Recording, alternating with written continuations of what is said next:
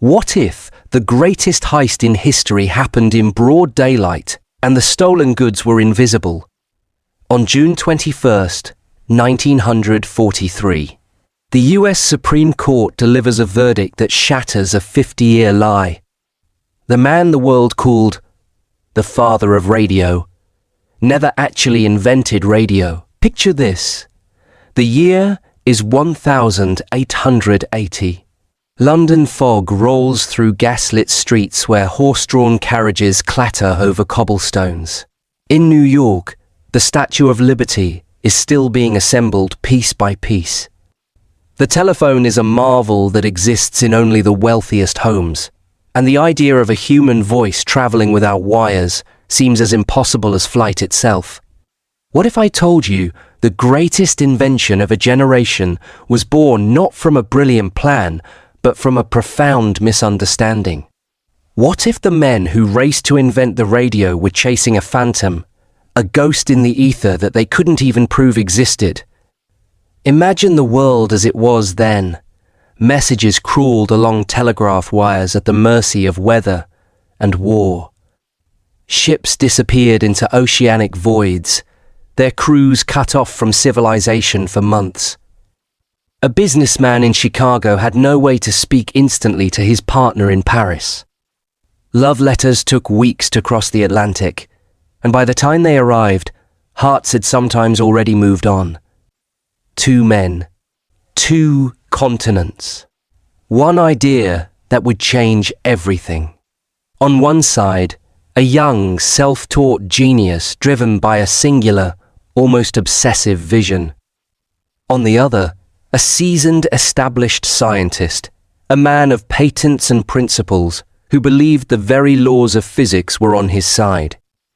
They had never met, yet they were locked in a duel over a discovery that promised to shrink the world. The stakes were staggering. Whoever controlled wireless communication would control the flow of information itself. They would command the invisible highways of the future, collect tolls from every message sent through the air, and shape how humanity would speak across the void. The prize wasn't just fame or fortune. It was the ownership of the invisible. It was the right to be called the father of a new age, the master of the airwaves. This is the story of how the very concept of broadcasting was born from a conflict so profound it would outlast the men who fought it. This is the tale of how a young Italian aristocrat, armed with little more than a dream and a mother's belief, managed to outrun the giants of science and patent an impossible idea. This is the story of radio. Close your eyes and try to imagine true silence.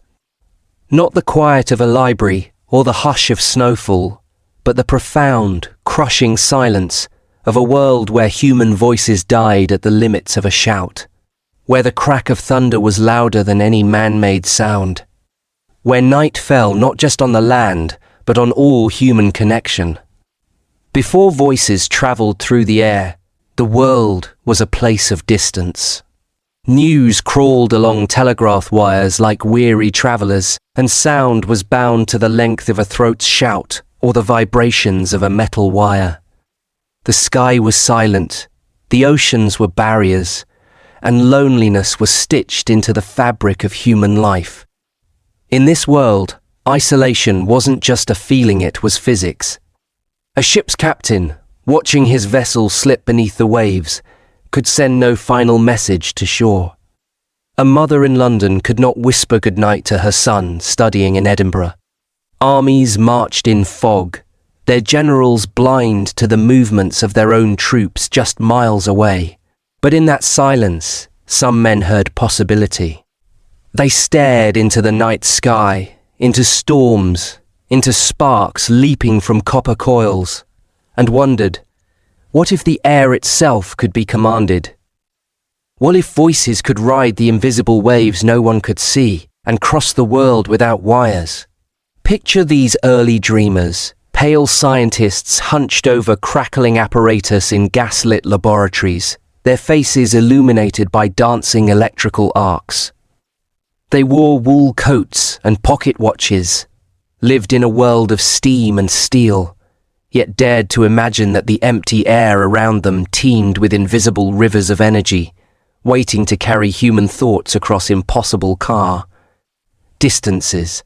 It was a question both mystical and practical. Mystical, because no one could see the ether that unseen ocean scientists believed surrounded the Earth, waiting to carry signals like tides carried ships.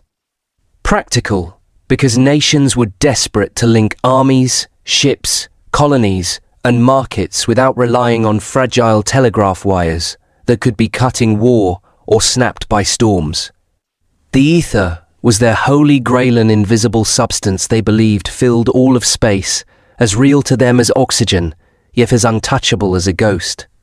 They imagined it shimmering around the planet like an invisible sea, waiting for someone clever enough to learn its language, to make it carry messages like wind carries seeds. And so began one of history's greatest battles, not just of invention, but of ownership. For the right to say who invented radio was worth more than gold. This was the age of Edison and Carnegie, of men who built empires from ideas and protected them with armies of lawyers. Patents were more valuable than land, because a patent could own not just a thing, but the very concept of a thing. The man who could claim ownership of wireless communication wouldn't just be wealthy, he would be the gatekeeper of humanity's voice. Göttingen, Germany, 1886. In a cramped university laboratory that smelled of ozone and burning wire, a quiet professor was about to change the world without realizing it. Heinrich Hertz, thin and methodical, adjusted his apparatus with the care of a watchmaker. Around him, brass instruments gleamed in the afternoon light streaming through tall windows. This was the moment when the impossible became merely improbable. The story begins not with Marconi, the name most schoolbooks still remember, but with a German physicist in the 1880, Heinrich Hertz. Hertz had no hunger for patents, nor dreams of empire. He was a quiet academic, the kind of man more comfortable among oscillators and sparks than in courtrooms. Hertz lived in the world of pure science, where equations were more real than money, and truth was more valuable than fame. His laboratory was a monastery of measurement, a place where he communed with forces that most people couldn't even imagine. While businessmen counted coins, Hertz counted wavelengths. In 1886, he proved something astonishing. Invisible waves of energy, predicted by James Clerk Maxwell, actually existed. Hertz created sparks in one coil, and across the room, another coil responded as if the air had carried a whisper from one machine to another. He had discovered how to send and receive electromagnetic waves. Picture that moment. Hertz presses a switch, and electricity arcs across a gap with a sharp crack that echoes off the laboratory walls. Across the room, 10 feet away, a second device suddenly sparks in response with no wire connecting them, no visible link, nothing but empty air.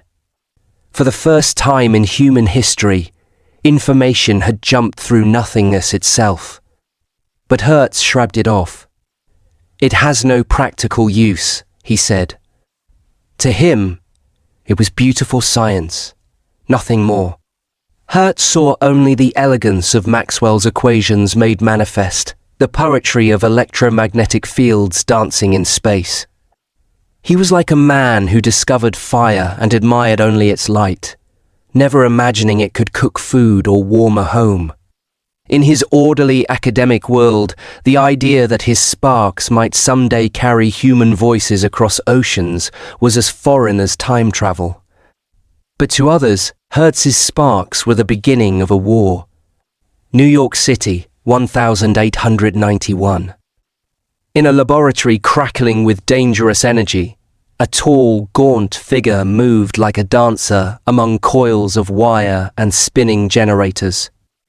Nikola Tesla's eyes held the fervor of a prophet, and his hands shaped the air as if he could mold electricity itself. Around him, the laboratory hummed with barely contained power enough to light a city or kill a man in an instant. One of those others was Nikola Tesla. Tall, restless, with eyes that seemed to look into a future no one else could see, Tesla believed Hertz's waves were not just curiosities. They were the key to wireless power, wireless communication, perhaps even a wireless world. Tesla was a man haunted by visions. He claimed to see the completed machines in his mind before building them, complete in every detail. He could run them mentally for weeks, checking for wear, adjusting their performance, then build them perfectly without a single revision. To his wealthy backers, he seemed either a wizard or a madman, and often they couldn't tell which. In the early 1890, Tesla demonstrated wireless transmission in his lab in New York. He sent signals across rooms, across streets, and envisioned a tower that could broadcast across the globe. He filed patents describing tuned circuits, the very bones of radio. To him, radio was not simply invention, it was destiny. His demonstrations were theatrical spectacles that left audiences gasping. Tesla would stand in his laboratory as artificial lightning crackled around him, his body seemingly immune to electricity that should have killed him instantly.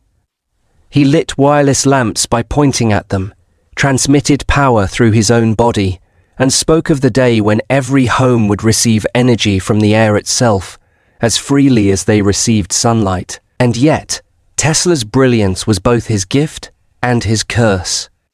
He was a dreamer, a man chasing lightning, a man who spoke of transmitting not just voices but entire images, entire oceans of information, through the air. He dazzled investors but frightened them too. His projects grew massive, expensive, mysterious. The more he dreamed, the less grounded he seemed, and money slipped through his fingers like sand. Investors would enter Tesla's laboratory as pragmatic businessmen and leave as believers in magic, their checkbooks lighter, but their minds reeling with possibilities. Yet for all his genius, Tesla lived partially in a world of tomorrow that his contemporaries couldn't see. He spoke of wireless televisions when most people had never seen a telephone, of global communications networks when telegraph operators still tapped out messages letter by letter. Tesla's tragedy was that he was a man of the 21st century born into the 19th, a digital dreamer in an analog age. While other inventors focused on making one thing work perfectly, Tesla's mind raced ahead to imagine systems that wouldn't be possible for decades. Villa Grifone, Italy, 1894. In the attic of his family's countryside estate, a 20-year-old Italian aristocrat bent over a collection of crude apparatus that would have made Hertz wince. But where the German professor saw only academic curiosity, young Guglielmo Marconi saw something else entirely: opportunity. The afternoon light slanted through villa windows as the young man tinkered with wire and spark gaps, his mother Annie watching nervously from the doorway. Meanwhile, across the ocean in Italy, another figure watched the horizon with very different eyes. Guglielmo Marconi was younger, less of a mystic, more of a businessman. He had no university degree, no great theories of electromagnetism. But he had something Tesla often lacked: focus. He wanted one thing, and one thing only: to send wireless messages across greater and greater distances, and to build a company that could profit from it. Marconi possessed the rarest combination of traits: a dreamer's vision married to a merchant's instincts. Where Tesla saw cosmic possibilities, Marconi saw market opportunities. Where Tesla built temples to science, Marconi built businesses. He understood that in the emerging industrial age, The inventor who could navigate patent offices and boardrooms would triumph over the one who merely understood physics. Where Tesla dreamed of global wireless power, Marconi dreamed of telegraph stations without wires, contracts with governments, and a monopoly over a new world of communication. Picture the young Marconi in his makeshift laboratory, methodical where Tesla was erratic, practical where Tesla was visionary. He didn't need to understand why electromagnetic waves behaved as they did. He only needed to make them carry messages farther than anyone else could. His genius lay not in discovery, but in refinement, not in invention, but in application. London, 1896. In the mahogany-panelled offices of the British Patent Office, clerks in starched collars carefully reviewed a document that would reshape the world. The application was ambitious beyond anything they had seen. Not just a new machine, but a claim to own the very concept of wireless communication itself. In 1896, Marconi filed his first patent in England. Improvements in transmitting electrical impulses and signals, and in apparatus therefore. It was broad, bold, and strategic. Marconi's patent didn't just cover a machine, it covered the very idea of wireless telegraphy itself. He built his empire not only in laboratories, but in the patent office. With each filing, he drew invisible lines of ownership around the airwaves. This was legal warfare disguised as paperwork. Marconi's patent applications read like territorial claims, staking out vast regions of intellectual property. He wasn't just saying, "I built this device." He was saying, "I own this entire concept." It was audacious, brilliant, and would prove to be devastatingly effective. Tesla had filed his own radio-related patents earlier in the US, describing methods of tuning and resonance that made wireless communication reliable. But Tesla's patents were technical, specific, the work of an engineer. Marconi's, by contrast, were sweeping the work of a man who understood that in a world ruled by lawyers and investors, the right words on paper could be more powerful than the right circuits on a table. Tesla's patents read like scientific papers, precise, detailed, focused on specific technical solutions. They were the work of a man who wanted to understand how nature worked. Marconi's patents read like business plans, broad, protective, designed to prevent competition. They were the work of a man who wanted to control how business worked. The battle lines were drawn. Across the Atlantic, two very different philosophies of invention were about to collide.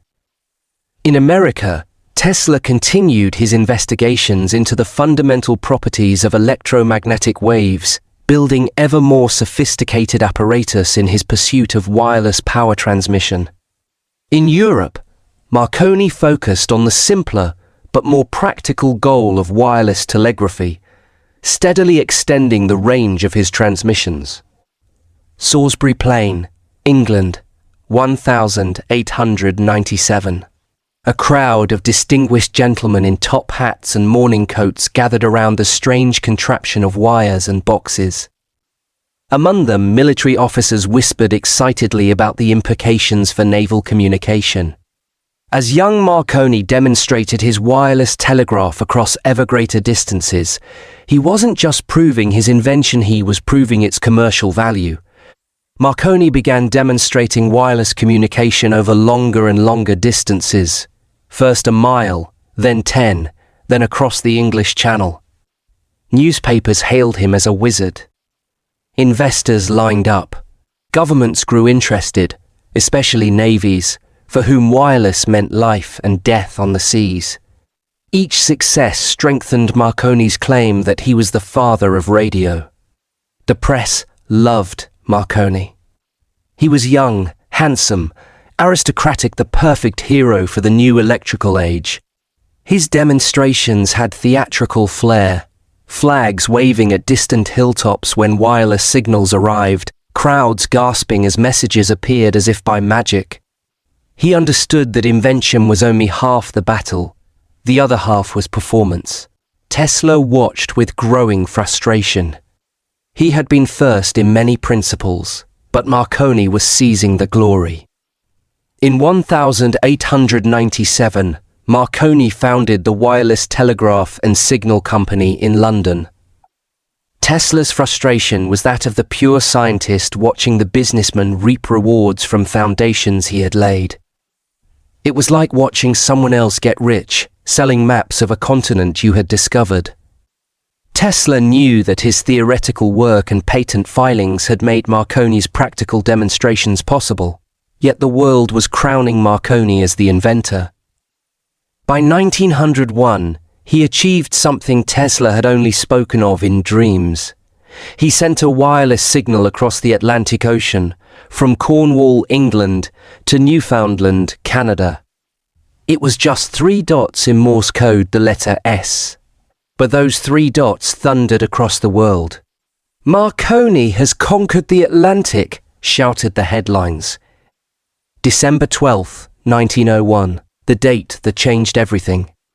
In a wind-battered hut in Newfoundland, Marconi pressed a telephone receiver to his ear and heard the faint but unmistakable sound of 3 dots in Morse code.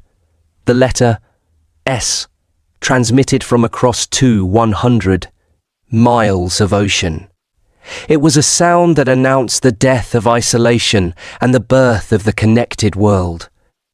The signal was so weak that scientists would later debate whether Marconi actually heard it at all. But weak or not, real or imagined, those 3 dots became the shot heard round the world the moment when humanity first spoke across the Atlantic without wires. New York, 1901.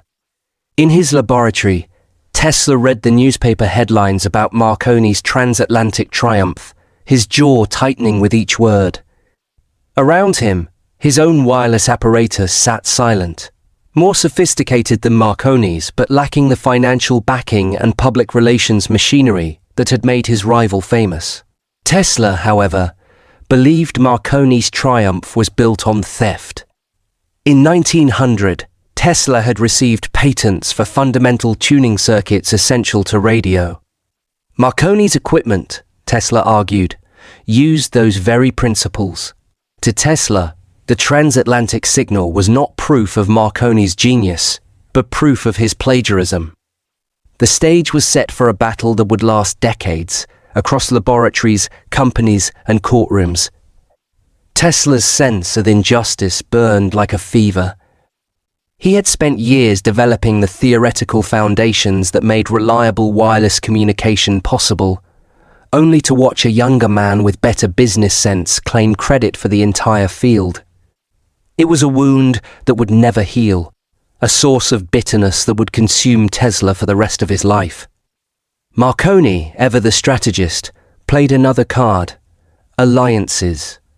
He surrounded himself with powerful men. In America, his company attracted investors like J.P. Morgan and Thomas Edison, both titans of industry who knew the value of patents and monopolies. Marconi understood that invention alone was not enough. You needed allies, money, and political protection. He courted the powerful like a diplomat, building a network of supporters who had both the means and the motivation to defend his claims. His wireless company became more than a business. It became a fortress protected by some of the most influential men in the world. Tesla, by contrast, had burned bridges with Morgan years earlier when his grand project, the Wardenclyffe Tower, meant to broadcast wireless power around the globe, consumed money without producing profit. Morgan abandoned him, and so did Wall Street. Tesla was left in the shadows, his inventions admired, but his finances ruined. Wardenclyffe was Tesla's folly, and his heartbreaker 187-foot tower on Long Island that was supposed to transmit wireless power to the entire world. To Tesla, it represented the future of human civilization, free energy for all, wireless communication across the globe, the unification of mankind through electromagnetic waves. To Morgan, it represented a massive investment with no clear path to profit. When Morgan withdrew funding in 1906, Tesla's dreams died with the project. London, 1910.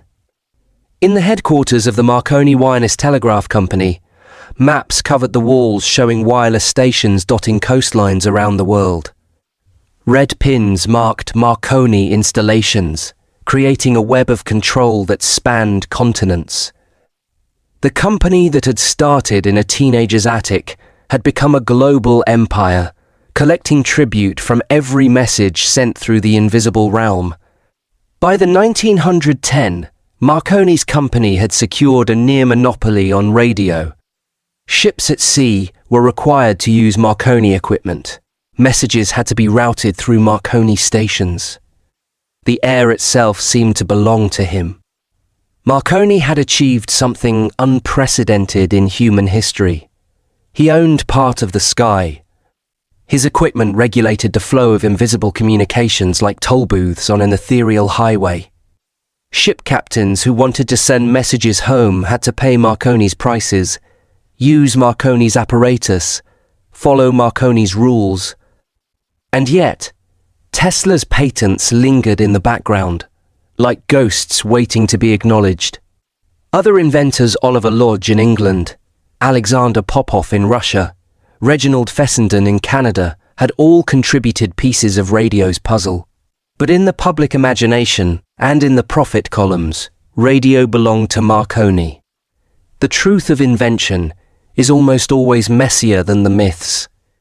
Radio wasn't born from a single flash of genius, but from the accumulated insights of dozens of experimenters across multiple continents. Lodge had built wireless detectors.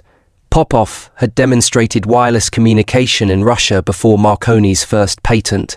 Fessenden had transmitted actual voice, not just Morse code through the air. Yet the narrative had crystallized around Marconi as the sole inventor. The resentment grew. Tesla, increasingly eccentric and impoverished, told friends Marconi had stolen not just his patents, but his destiny. Others whispered that Marconi's empire was built on shaky legal ground, that sooner or later the truth would emerge. But Marconi pressed on, confident that his wealth and allies would shield him. Tesla's decline was as dramatic as his rise had been meteoric. The man who had once dazzled New York society with his electrical exhibitions now lived modestly, his grand laboratories reduced to a few rooms, his staff dismissed, his equipment sold to pay debts. He became a figure of pathos, the forgotten genius whose ideas had made others rich. April 14th, 1912. In the North Atlantic, 400 miles south of Newfoundland, the RMS Titanic strikes an iceberg at 11:40 p.m. As the unsinkable ship begins its death plunge, one technology stands between 224 souls, and complete catastrophe: Marconi's wireless telegraph. In the ship's wireless room, operator Jack Phillips pounds out the new distress signal SOS into the cold night air. Then came tragedy at sea, which gave Marconi's invention both its highest praise and its darkest burden. In April 1912, the RMS Titanic struck an iceberg and sank in the North Atlantic. Over 1,500 lives were lost, but more than 700 were saved, thanks in part to distress signals sent over Marconi wireless equipment.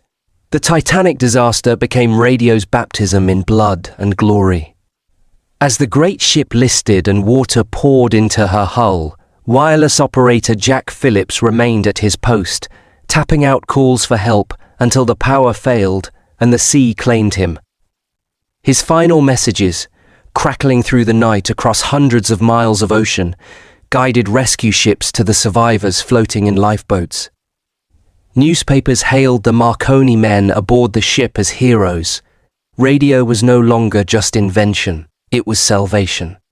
Governments rushed to pass laws requiring wireless sets on all passenger ships. Marconi's name was etched deeper into history.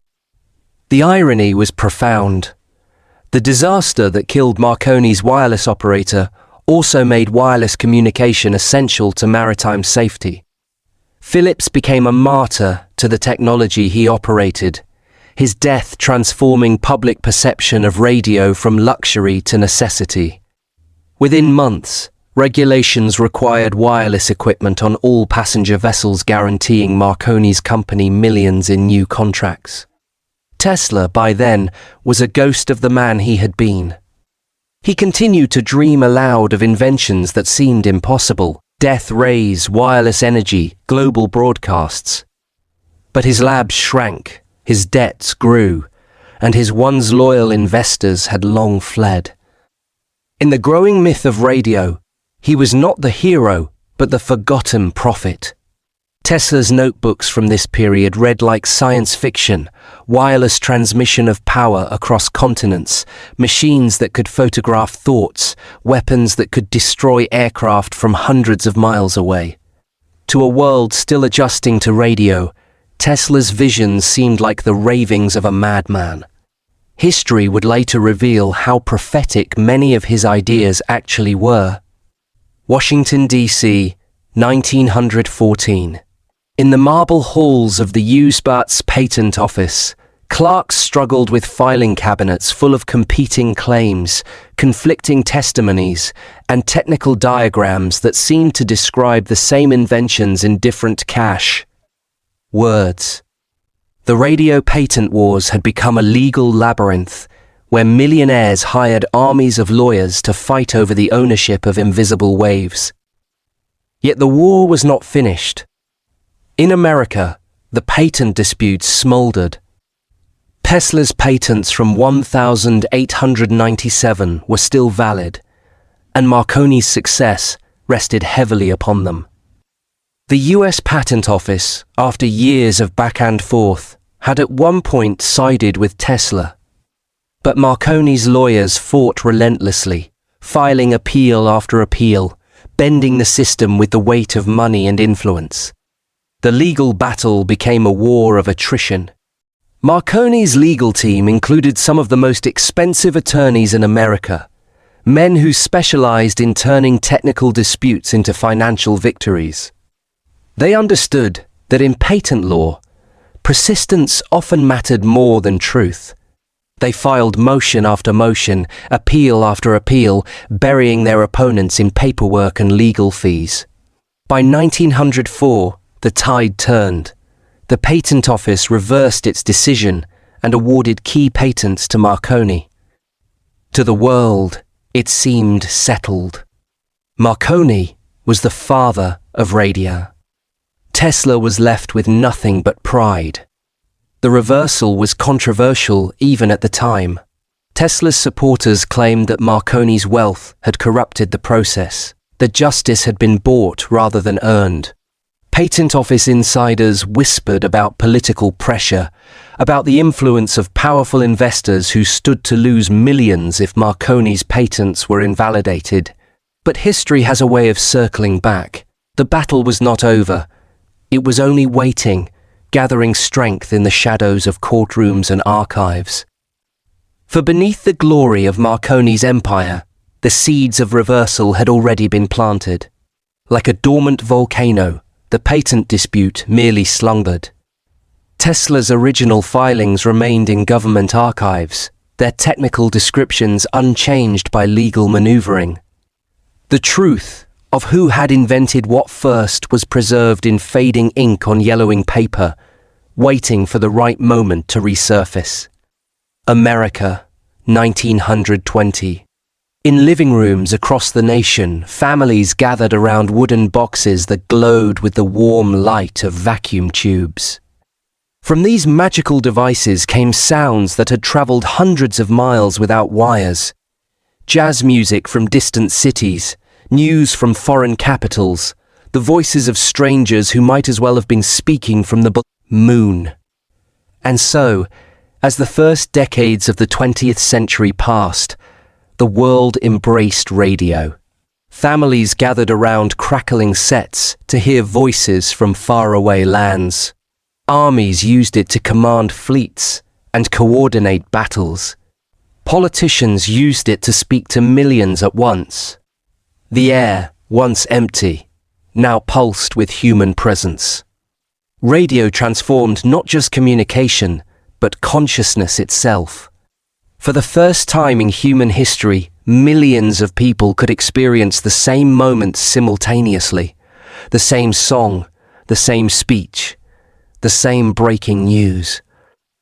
Radio created the first truly mass culture, where a jazz musician in Chicago could influence fashion in Paris, where a politician's words in Berlin could spark riots in Tokyo. And yet, behind the music, the speeches, and the static, a legal storm brewed quietly, waiting to break. The lawyers never stopped working. In law offices across America and Europe, teams of attorneys continued to examine Tesla's patents, Marconi's claims, and the testimonies of dozens of other inventors who had contributed to radio's development. The public might have forgotten the patent wars, but the courts had not. For the greatest twist in the story of radio, the twist that would decide, once and for all, who truly owned the invention was still to come. New York, 1925. From the towers of Manhattan, radio waves carried the sounds of civilization into the stratosphere. Stock reports, baseball games, political speeches, and advertising jingles. The city that had once been defined by its physical skyline was now defined by its electromagnetic footprint, a towering presence in the invisible realm. By the 1920s, radio was no longer a curiosity.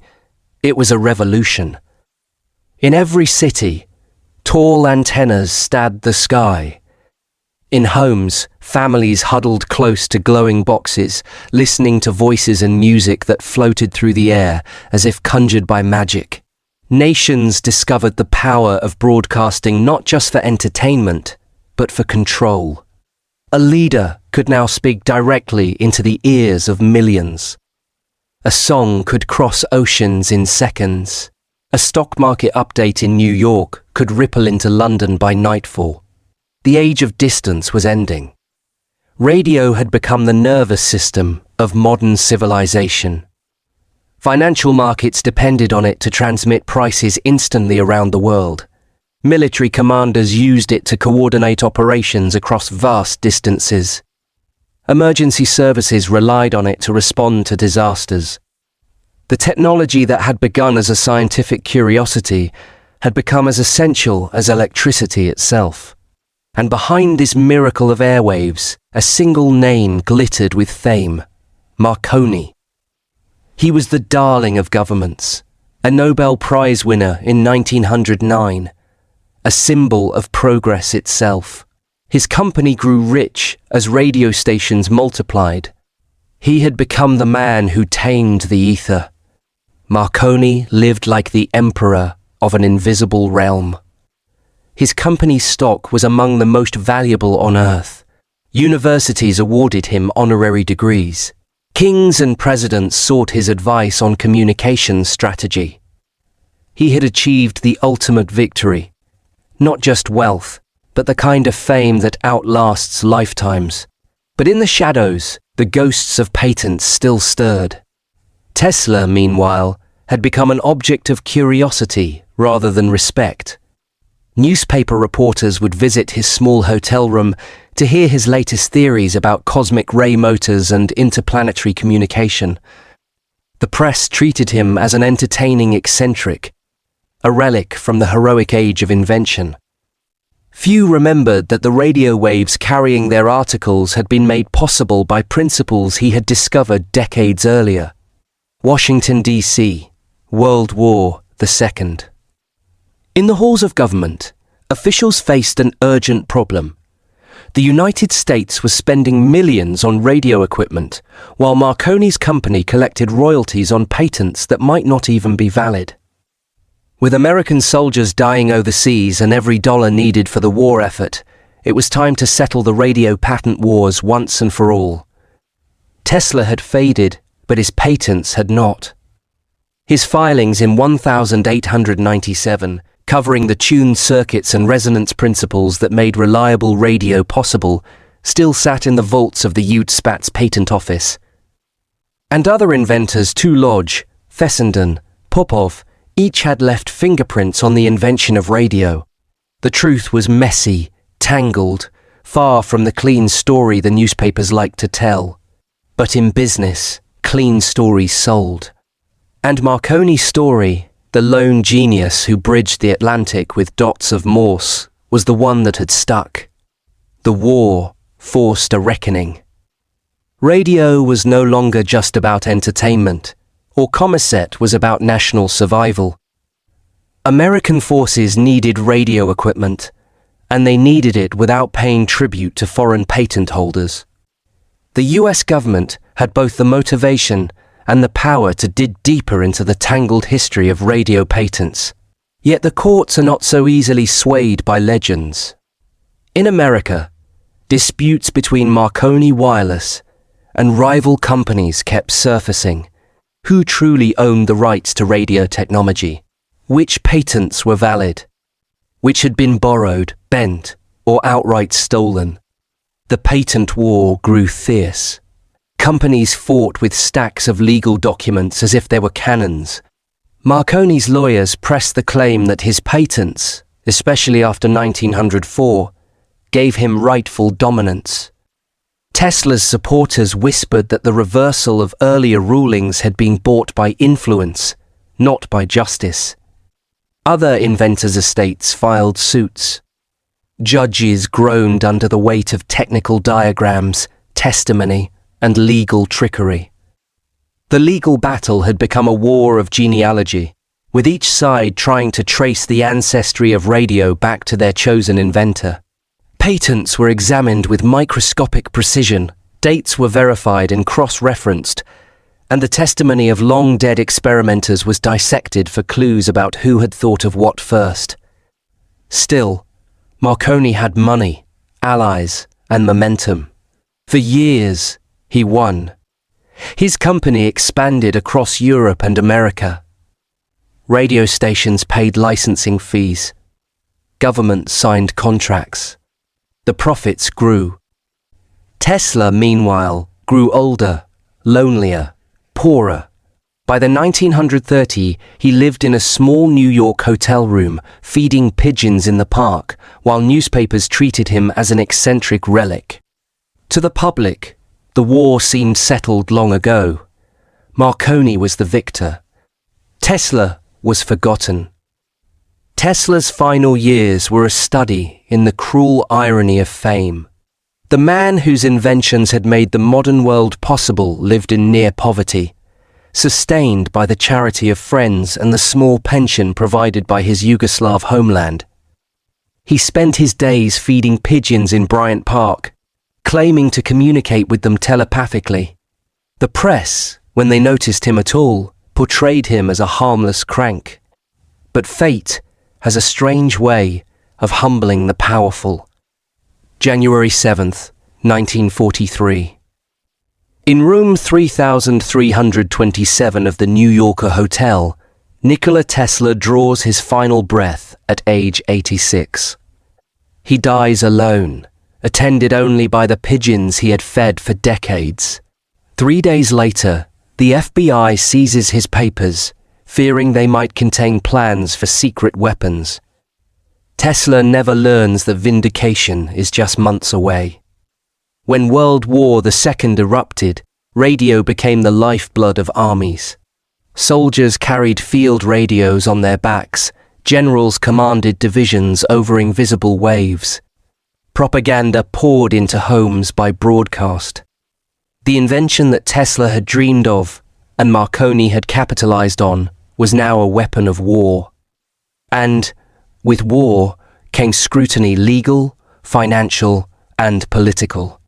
Radio in wartime was strategic infrastructure as vital as roads or railways. The ability to coordinate military operations across vast distances could mean the difference between victory and defeat. Radar, the electronic offspring of radio, could detect enemy aircraft before they appeared on the horizon. The electromagnetic spectrum had become a battlefield itself. The US government faced a problem. Marconi's company, through its American subsidiary, claimed broad ownership of key radio patents. To honor those claims would mean paying enormous sums in licensing fees, money desperately needed for the war effort. And so, the government looked again at the tangled history of radio patents. This time, they saw things differently. War has a way of cutting through legal complications that might otherwise take decades to resolve.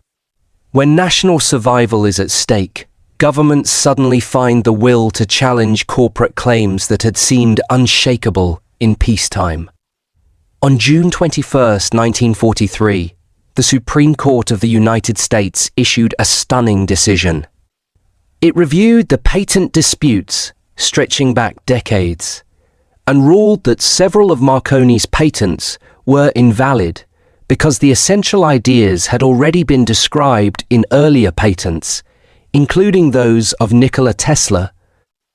The decision landed like a thunderbolt from a clear sky.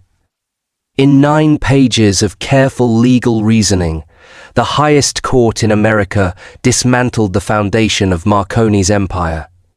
The justices had done what Tesla himself never lived to see. They had stripped away the legal fiction and revealed the scientific truth.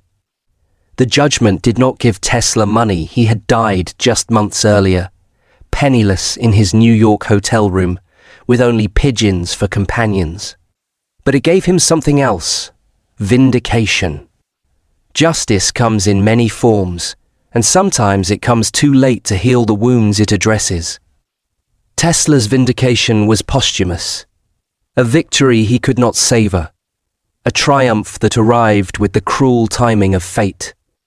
Yet even in death, his truth had proven stronger than Marconi's money. The court's decision essentially stripped Marconi of the title of sole inventor of radio. It acknowledged that Tesla's work had laid crucial groundwork, that his filings had come first, that his ghost still haunted the story. The myth of Marconi as the lone father of radio cracked. The truth spilled out. Radio was not the child of one man, but of many Hertz with his sparks, Tesla with his tuned circuits, Lodge with his detectors, Popov with his early receivers, Fessenden with his experiments in bar, transmitting voice. Marconi had triumphed in business, but in the final reckoning the court said he had not triumphed in invention. The Supreme Court had done more than settle a patent dispute. It had rewritten history itself. The clean narrative of Marconi the lone inventor gave way to a more complex truth, that radio was the product of multiple minds across multiple continents, each building on the work of others, each contributing essential pieces to the puzzle. It was a bitter irony. Tesla had died in obscurity, never hearing the ruling that restored his honor. Marconi, though still respected, had already passed in 1937, never forced to watch his empire humbled. The patent war had lasted half a century, but in the end, neither of its main warriors lived to see the verdict. Death had claimed both combatants before the final battle was decided. Marconi died believing he was history's victor. Tesla died believing he was history's victim. Neither lived to see the Supreme Court's judgment that they were both partially right and partially wrong. 1943 and beyond. Across the world, radio waves continued to carry human voices through the ether, indifferent to the legal battles fought over their ownership. In London, Churchill's speeches rallied a nation. In occupied Europe, resistance fighters huddled around hidden receivers, listening for coded messages from the BBC. The invisible empire that Marconi had built and Tesla had dreamed continued to span the globe. And yet, the world moved on. Radio continued to grow, shaping culture in ways neither Tesla nor Marconi could have imagined. Families gathered to listen to dramas and comedies. Musicians found new audiences across continents. Politicians discovered the seductive power of speaking directly into homes. Radio had become the heartbeat of mass culture. The same song could be heard simultaneously in New York and Los Angeles, in London and Mumbai. Radio created shared experiences on a scale never before possible in human history, turning the entire planet into a single vast community of listeners. In the 1930s and 40s, the rise of fascism in Europe showed just how dangerous that power could be. Hitler's voice, amplified by radio, carried hate into millions of living rooms. Franklin Roosevelt's fireside chats, by contrast, carried comfort across America. The same invisible waves that had once carried only Morse dots now carried the hearts of nations. Radio had become humanity's double-edged sword. The same technology that could unite families separated by continents could also spread propaganda to entire populations. The airwaves that carried music and laughter could just as easily carry lies and fear. Tesla and Marconi had unleashed forces they could never have predicted. But behind the music and speeches, the echoes of the patent war remained. It was a reminder that every invention has two births, the birth of the idea and the birth of ownership. One belongs to the dreamers, the other to the lawyers, and sometimes those births do not belong to the same person. The radio patent wars had revealed a fundamental tension in human innovation, the difference between discovering truth and owning it, between creating something new and profiting from it. Tesla had been the better scientist, Marconi had been the better businessman. History would remember both, but for different reasons. Today, in a world where signals travel not just through air, but through fiber optic cables and satellite networks, where every pocket contains a device more powerful than Tesla's entire laboratory, the echoes of the Tsar, radio wars still resonate. The battles fought over who could own the invisible have become battles over who can control the digital realm. Tesla's life became legend, the tragic genius, robbed of fortune but vindicated by history. Marconi's became a cautionary tale, the businessman who conquered the air, but whose crown was later questioned. Both names remain bound together, forever linked by the radio waves that still hum across the world. Their rivalry transcended their lifetimes to become a parable about the nature of innovation itself. Tesla represents the pure inventor, driven by curiosity and the desire to understand nature's secrets. Marconi represents the practical innovator, focused on transforming discoveries into profitable enterprises. The world needs both types of minds, but rarely rewards them equally. Today, when we turn on a radio, when we hear music from faraway places, when a voice carried on invisible currents reaches us, we rarely think of patents or courtrooms. We rarely think of the battles fought over who owned the air itself. But those battles shaped the world we live in. They decided who grew rich, who grew poor, who was remembered, who was forgotten. They remind us that invention is not just about sparks and circuits. It is about power, pride, and the human hunger to be remembered. Every time you stream a song, make a phone call, or connect to the internet, you are using technologies that trace their lineage back to the radio wars. The same fundamental principles that Tesla and Marconi fought over the transmission of information through electromagnetic waves now carry the digital lifeblood of modern civilization. And so the radio patent war, though long ended, still speaks. It whispers that history is not written only by inventors, nor only by businessmen, nor only by courts. It is written by all of them together, in a struggle as invisible and as real as the waves that now carry our voices across the earth. The ghost of the radio wars haunts every modern technology dispute. When companies fight over smartphone patents, when nations argue about internet governance, when entrepreneurs battle over the rights to new forms of wireless communication, they are fighting the same fundamental battle that Tesla and Marconi fought over a century ago, Who owns the invisible? In the end, radio was not just about patents. It was about humanity's refusal to remain silent, our determination to fill the air with our presence. And though Marconi and Tesla are gone, their voices still ride the ether, in every broadcast, in every signal, in every unseen ripple that stitches the world together. Perhaps that is the true victory not in the courtrooms or the boardrooms, but in the simple fact that human voices now travel freely through the air that was once silent. Tesla's dreams of wireless communication for all humanity have largely come to pass. Marconi's vision of profitable wireless enterprises has spawned industries worth trillions. In death, both men achieved more than either could have imagined in life. Somewhere in space, the first radio signals from Earth continue their journey outward at the speed of light. Tesla's experimental transmissions, Marconi's transatlantic dots, the voices of long-dead broadcasters, all of them racing toward distant stars, carrying the story of human civilization to anyone who might be listening. In the cosmic scale, the patent wars seem insignificant. What matters is not who owned a signal, but that the signal exists at all. Sparkles. The war for radio wasn't just fought with wires and sparks. It was fought in courtrooms, in boardrooms, and in the very air itself.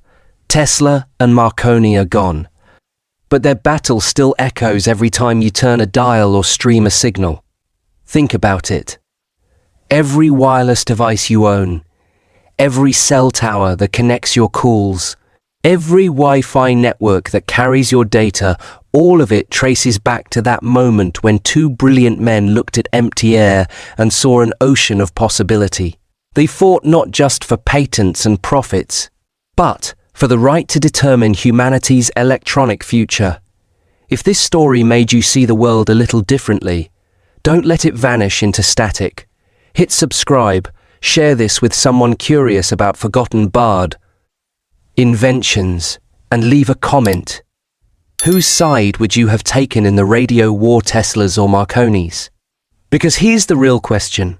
In our age of smartphones and satellites, of Wi-Fi and wireless everything, we face the same fundamental choices Tesla and Marconi faced. Do we prioritize pure innovation or practical application? Do we share discoveries freely or protect them with patents? Do we remember the dreamers or the deal makers? Because in the end, history isn't just about who won, it's about who we choose to remember. And perhaps most importantly, it's about recognizing that the next great invention, the next technology that will reshape human civilization, is probably being born right now in someone's garage, laboratory, or imagination. The question is not whether it will change the world, but who will get to decide how.